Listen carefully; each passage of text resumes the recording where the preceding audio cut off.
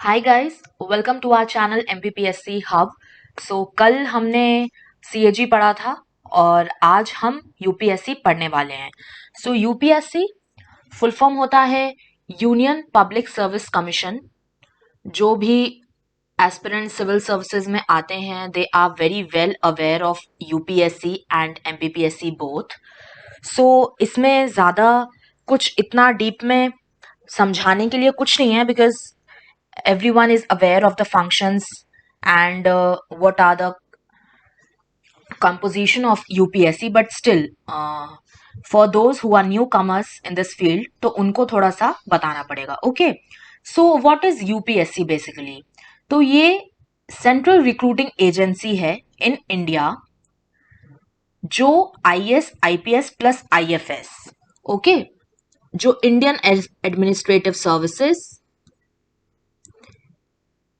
Indian police services and Indian forest services, इन तीनों services के लिए जो रिक्रूटमेंट एजेंसी है, जो टॉप रिक्रूटमेंट एजेंसी होती है, वो होती है यूपीएससी। ओके, मेन चीज आपको इसमें ये ध्यान रखने लायक है कि आफ्टर गेटिंग रिक्रूटेड उनकी ट्रेनिंग कैसी होगी, उनके सैलरी अलाउंसेस क्या होंगे, ये सब इनका काम नहीं होता है। ये सब सेंट्रल गवर्नमेंट देखती है कि उनकी सैलरी क्या होगी, उनकी ट्रेनिंग क्या होगी, कैसे होगी, ये सब गवर्नमेंट देखती है। बट रिक्रूट करके देना इन सब ऑफिसर्स को, किसको? गवर्नमेंट को, ये यूपीएससी का काम होता है। ओके, एग्जाम कंडक्ट करवाना, फिर उसके रिजल्ट्स देना। और यूपीएससी ऐसा नहीं कि सिर्फ इन्हीं तीन सर्विसेज के एग्जाम्स कंडक्ट करवाती हैं, और भी एग्जाम्स होते हैं जो हम देते हैं यूपीएससी से। हम देखते हैं कि यूपीएससी से कंडक्ट होता है वो एग्जाम, ठीक है। अच्छा, ये डेफिनेटली एक इंडिपेंडेंट कॉन्स्टिट्यूशनल बॉडी है। कॉन्स्टिट्यूशनल बॉडी क्यों? क्योंकि ये आर्टिकल 315 टू आर्टिकल 323 में लाई करती है। ओके, और अगर हम लोग पार्ट देखें तो कौन से पार्ट में लाई कर रही है? 14। ओके, 14th में ये लाई करती है। ये इसलिए इंपॉर्टेंट है क्योंकि प्रीलिम्स में ये पूछ सकते हैं कि किस पार्ट में यूपीएससी फॉल करता है, तो वो पार्ट 14 में फॉल करता है। ओके, अब ऐसे अगर 315 टू 323 में अगर हम देखें तो 315 में आ जाएगा public service commission for union and states. Similarly 316 में आ जाएगा इनका अपॉइंटमेंट। 317 में आ जाएगा रिमूवल, है ना। तो ऐसे करते करते 323 तक आप देखोगे आर्टिकल्स, आपको किसी भी बुक में मिल जाएगा जिसमें आर्टिकल्स दिए होते हैं, या फिर लक्ष्मीकांत में भी दिया हुआ है। तो वो पूरे 315 टू 323 तक आपको आर्टिकल्स याद होने चाहिए, ठीक है। Next will move on to the composition. कैसे कैसे इसमें मतलब लोग होते हैं, क्या उनका क्राइटेरिया होता है, एज लिमिट क्या होती है, ये सब चीजें इसमें हम देखेंगे। तो ये बॉडी जो है यूपीएससी, इट कंसिस्ट ऑफ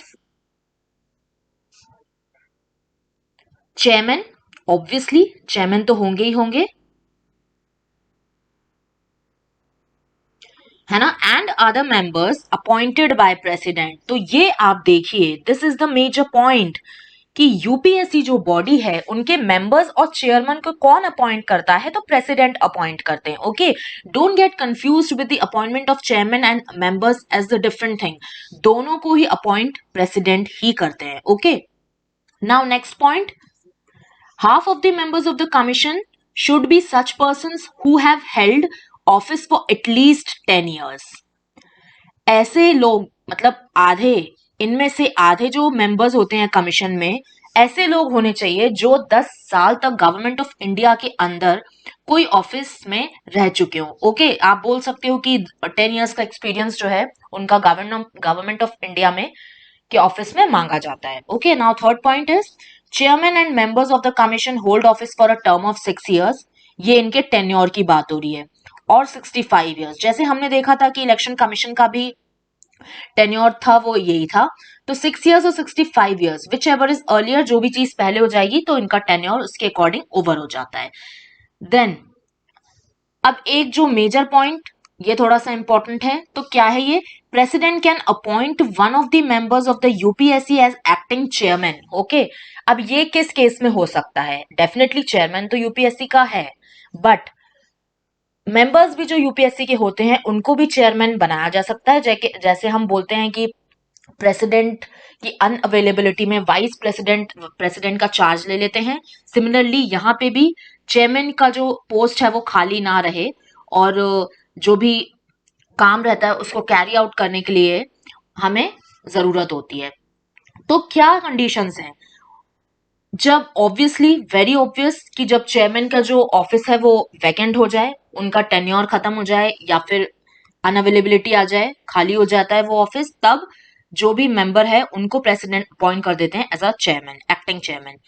या फिर दूसरा कि चेयरमैन जो है वो अपनी ड्यूटीज अच्छे तरीके से फुलफिल नहीं कर पा रहे, unable to perform his functions due to absence, मतलब उनकी एब्सेंस है वहां पे, वो वहां पे प्रेजेंट नहीं है, इसीलिए फंक्शंस कैरी आउट हो पाए, तो जो चेयरमैन जो मेंबर होते हैं उनको चेयरमैन अपॉइंट कर दिया जाता है जब वहां पे चेयरमैन नहीं होते हैं। Okay, in his absence.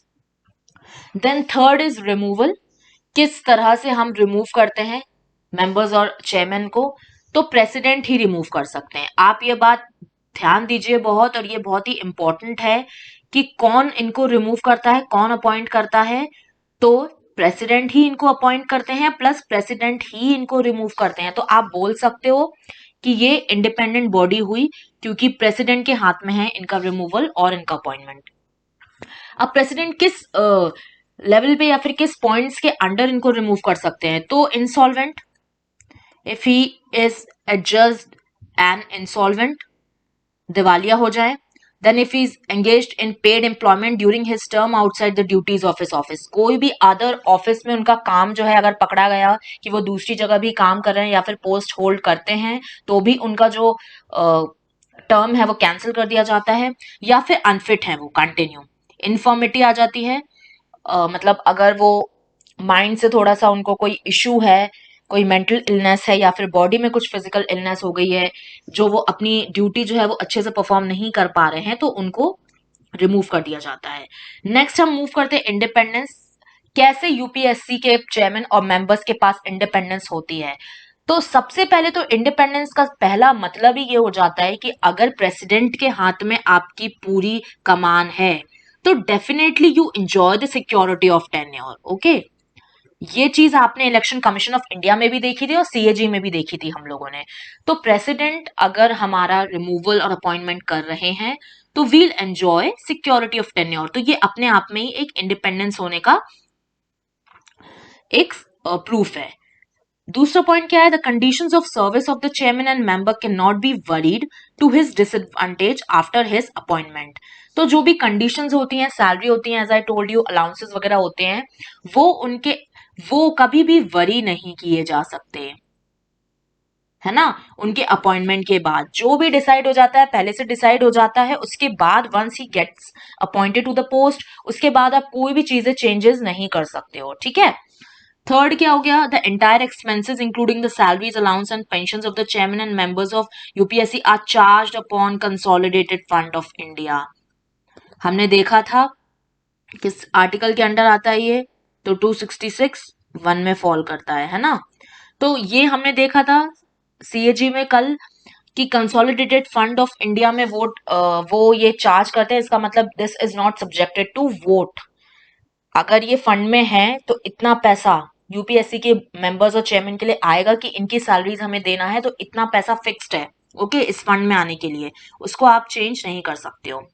Next point, chairman of UPSC is not eligible for further employment. Obviously हमने देखा है कि जो मेंबर होते हैं यूपीएससी के, वो एलिजिबल होते हैं चेयरमैन बनने के लिए, बट जो चेयरमैन है वो एलिजिबल नहीं है to get the further appointment in the GOI.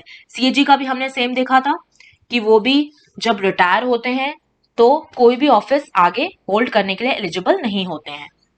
Next point, chairman और member is not eligible for reappointment to that office.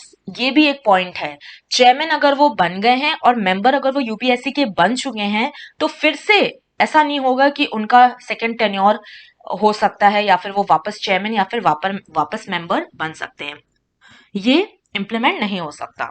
अब हम फंक्शंस पे आ जाते हैं, जो कि सबसे ज्यादा इंपॉर्टेंट है। हर एक इंस्टीट्यूशन के जो फंक्शंस होते हैं वो सबसे ज्यादा इंपॉर्टेंट होते हैं।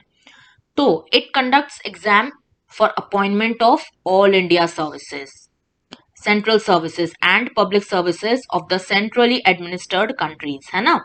जितनी भी ऑल इंडिया सर्विसेज हो गई, सेंट्रल सर्विसेज हो गई, पब्लिक सर्विसेज हो गई, उनका जो एग्जाम है उसको कंडक्ट करवाना यूपीएससी का काम होता है ना। तो हम देखते हैं बहुत एग्जाम्स होते हैं यूपीएससी के, सीडीएस वगैरह भी होता है, कंडक्ट करवाया जाता है। ईपीएफओ जो रिसेंटली हुआ था वो भी यूपीएससी के द्वारा कराया गया था। यूपीएससी तो डेफिनेटली हम देते ही हैं, जो कि सिविल सर्विस एग्जामिनेशन है ना। तो next point, it assist the state in framing and operation schemes of joint recruitment for any services. तो अगर कोई स्टेट में दो स्टेट्स की भी सेम सिविल सर्विसेज हो सकती हैं, हमें ये पता है कि दो स्टेट की जॉइंट पीएससी हो सकती है, तो उसको भी कभी कभी ये असिस्ट करते हैं, किस तरह से रिक्रूटमेंट करना है या फिर कैसी स्कीम्स होनी चाहिए उनको ये बताते हैं, है ना। थर्ड पॉइंट क्या हो जाएगा, तो थर्ड पॉइंट हो जाएगा, it serves all of the needs of a state on the request of the governor and with the approval of the president of India. अगर कोई भी गवर्नर रिक्वेस्ट करते हैं कि यूपीएससी से कि प्लीज आप आइए और यहाँ पे हमारे जो भी नीड्स है उनको फुलफिल करिए, जो भी पीएससी से रिलेटेड या जो भी रिक्रूटमेंट जो रिटन एग्जामिनेशन होता है उससे रिलेटेड कोई काम है, गवर्नर उनको रिक्वेस्ट करते हैं तो वो यहाँ पे आएंगे, बट ओनली आफ्टर व्हाट, तो after the approval of president of India. President of India की उनको अप्रूवल की सबसे पहले जरूरत होगी, उसके बाद ही वो गवर्नर की रिक्वेस्ट को एक्सेप्ट कर सकते हैं, ठीक है। नेक्स्ट पॉइंट क्या हो जाएगा, it is consulted on the following matter related to personnel management. तो क्या क्या चीजों को लेके उनसे कंसल्ट किया जाता है, तो sensor, severe disapproval, withholding of increments, compulsory retirement and removal from services। इन चीजों में, इन 4 पॉइंट्स में उनको कंसल्ट किया जाता है ना। सो फंक्शंस हमारे खत्म हो चुके हैं।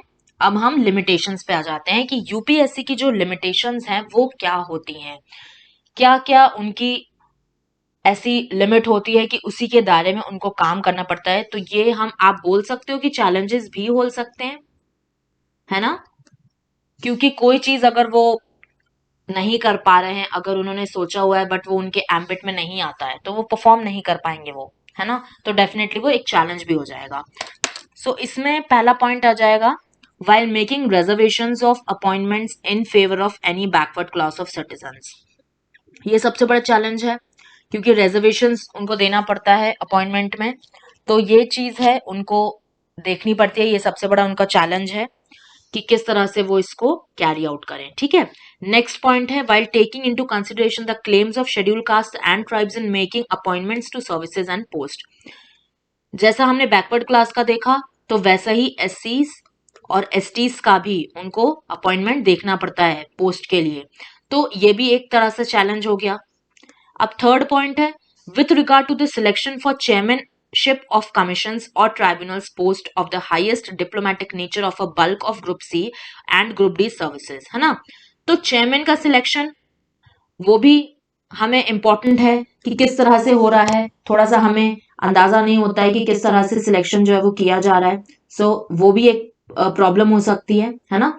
तो नेक्स्ट पॉइंट क्या हो जाएगा, विथ, ओके तो ये नो ये पॉइंट नहीं किया है, ये वाला पॉइंट है, with regard to the selection for temporary appointment to a post if the person appointed is not likely to hold the post for more than a year.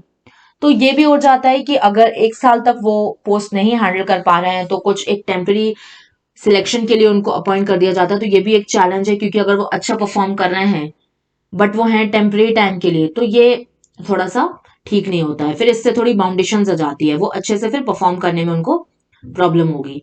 अब रोल क्या है यूपीएससी का, तो यूपीएससी जो है सबसे पहले तो कॉन्स्टिट्यूशन जो है वो यूपीएससी को विजुअलाइज करता है, कैसे, तो watch dog of merit system. आपको पता है कि आईएएस, आईपीएस, आईएफएस ऑफिसर्स जो हैं वो यूपीएससी से बनते हैं, राइट। अब आईएएस, आईपीएस और आईएफएस आपको पता है कि सबसे टॉप ऑफिशियल्स हैं हमारे इंडिया के, द इंडियन ब्यूरोक्रेसी जो है वो इन्हीं से चलती है। तो ये सबसे बड़ी मेरिट हो गई इंडिया में, है ना। ये लोग कौन होंगे, इनको कौन सा एग्जाम वो बैठते हैं, एग्जाम का लेवल क्या होगा, एग्जाम में कैसे क्वेश्चंस पूछे जाएंगे, तो ये कौन करता है, ये यूपीएससी करता है। तो ऑब्वियसली वो वॉचडॉग हुआ ना किसका, मेरिट सिस्टम। और मेरिट सिस्टम क्या है, ये चीज, ठीक है। तो इसीलिए उसको बोला गया watchdog of merit system in India. अब UPSC is only a central recruiting agency while the department of personnel training is the central personnel agency in India. ये तो खैर पॉइंट ऐसे ही मैंने लिखा हुआ है, मुझे इंपॉर्टेंट लगा था तो मैंने लिख दिया था, ठीक है। आप चाहो तो आप भी अपने नोट्स में ये लिख सकते हो। So guys, this is it for today's video. Next हम पढ़ेंगे एमपीपीएससी के बारे में, जो भी लेक्चर होगा। So do ask if you have some doubts regarding the sessions, आप कमेंट सेक्शन में पूछ सकते हैं। And subscribe to our channel and please hit the like button or subscribe to the channel, and thank you. Jai Hind, Jai Bharat.